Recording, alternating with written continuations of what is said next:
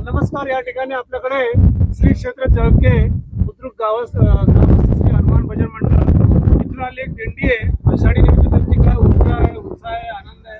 2 मिनिटं आपण बोलो. आम्ही श्री क्षेत्र देवगड परिसरातील सगळे भाविक आहोत आणि आमचं पहिलंच वर्ष आज दिंडी घेऊन येण्याचं आहे.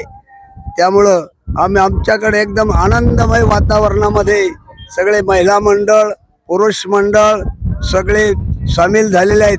सरपंच, उपसरपंच, चेअरमन सगळे अधिकारी आणि आमच्या गावचे इथं दिंडीमध्ये हजर झालेले आहेत. आणि आम्हाला वाटाने सुद्धा एकदम उत्कृष्टपणे भोजनाची, राहण्याची उत्तम सोय सगळ्या गावकऱ्यांनी केलेली आहे. त्यामुळं एकदम आम्ही आनंदात आणि पंढरपूरला वारीला चाललेलो आहोत आणि पंढरपूरची वारी आमची आनंदमय हो हीच परमेश्वर चरणी विनंती करतो आणि 2 शब्द इथे थांबतो. जय हरी. श्री क्षेत्र देहू आणि आळंदी कोणत्या नदीच्या किनारे बसलेले? इंद्रायणी. आळंदीचं आणखी एक नाव काय?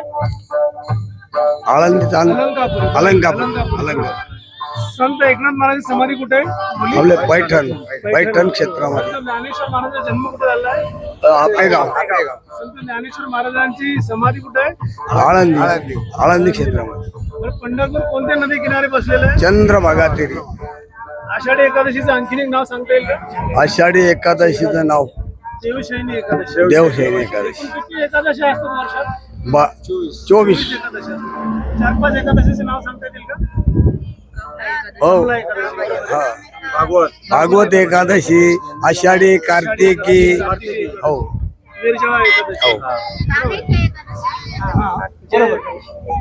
आपल्या या ठिकाणी काय होतं माहिती का? आपले भगवंत विष्णू, पांडुरंग, विठ्ठल तिन्ही एकच आहे.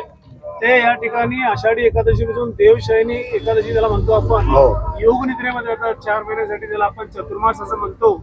याच्यानंतर कार्तिक एकादशीला भगवंत आपले प्रिय लाडके विष्णू परत जागृत होतात आणि सृष्टीचा भार सांभाळतात. या काळामध्ये देवादिदेव महादेवांचं आगमन होतं, कारण श्रावण सुरू होतं. आपण सगळे श्रावणामध्ये महादेवाची भक्ती आणि पूजन करतो. तर देवादिदेव महादेव 4 महिन्यामध्ये सृष्टीचा सांभाळ करतात. आपले लाडके देव जे आहेत विष्णू, त्यांची आणखीन एक यात्रा सुरू झाली आहे. सांगता येईल का त्याचं नाव काय? पुरीमध्ये सुरू झाली आहे. रथयात्रा, जगन्नाथ यात्रा पण सुरू झाली आहे. पंढरपूरची पण यात्रा आहे. पैठणची पण एक यात्रा असते. सृष्टींची, बरोबर आहे. ती पण एक यात्रा आहे. बरं, याच्यामध्ये जे ज्ञानेश्वरी ग्रंथ जे आहे त्याचं मूळ नाव माहिती आहे का? काय? बाबा अतिउत्तम. बरोबर आहे, अगदी खरं आहे. हरिपाठामध्ये किती अभंग आहे? 28. धन्यवाद. जय हरी कृष्ण.